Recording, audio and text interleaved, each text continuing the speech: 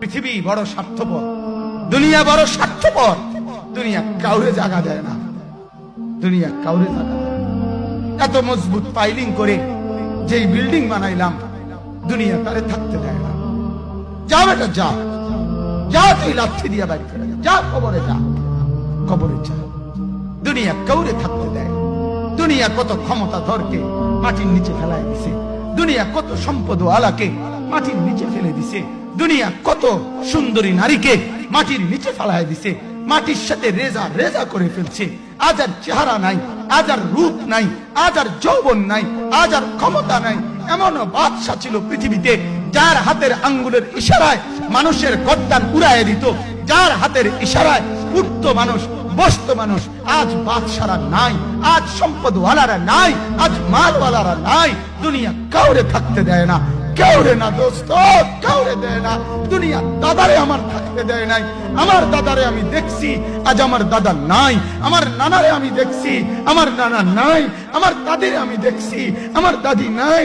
আমার নানিরে আমি দেখছি, আমার নানি নাই। আমার বাবারে আমি দেখছি, 14 লক্ষ টাকা বাবার পেনশনের আমি সব ডাক্তারের পিছনে খরচ করে ফেলছি, বাড়ির ফসলের জমি বিক্রি করে ফেলছি। আমার বাপ যেন না মরে বারবার বারে হসপিটালে নিছি, কিন্তু দুনিয়া আমার বাপকে থাকতে দেয় নাই। আমার বাপ কবরে চলে গেছে। দুনিয়া কাউরে থাকতে দেয় না, কাউরে না, কাউরে না, কাউরে না, কাউরে না। আমার বাপ দুনিয়া কাউরে থাকতে দেয় না। তুমি থাকবা না, তুমি থাকবা না।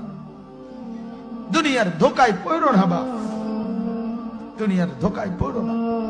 মাকে বুঝান, আজ মারা বেসামাল হয়ে গেছে, আজ বোনেরা বেসামাল হয়ে গেছে, বেপরদার উৎসব তুলে দিছে।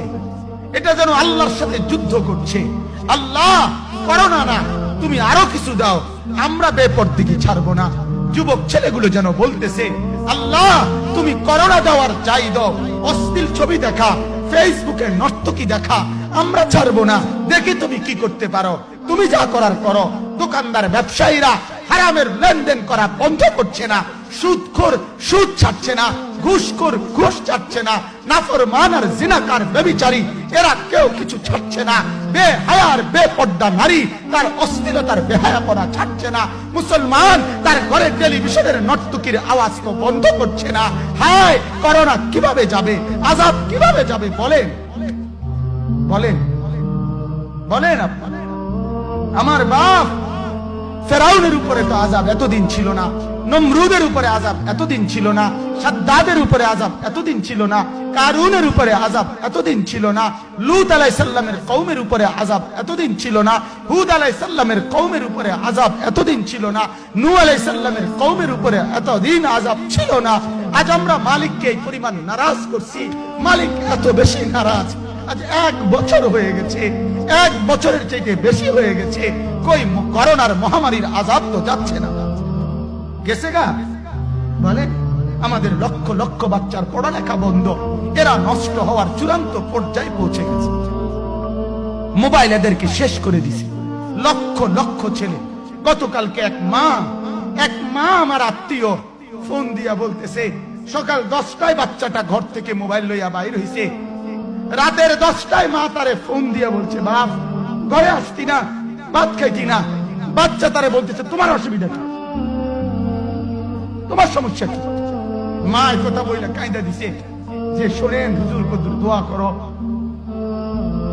এক বাচ্চা, এক ছেলে, সে যদি তার মাকে কথা বলতে পারে, তার মানে গুনাহ তারে এত মজা দিয়া দিছে, ফেসবুক তারে এত মজা দিয়া দিছে, ইউটিউব তারে এত মজা দিয়া দিছে, নর্তকী তারে এত মজা দিয়া দিছে, গুনার দৃশ্য তারে এত মজা দিয়া দিছে, সে মাকে ধমক দিচ্ছে। রাত 10টা বাজলে কি হইছে, রাতের 3টা পর্যন্ত দেখলে তোমার সমস্যা কি?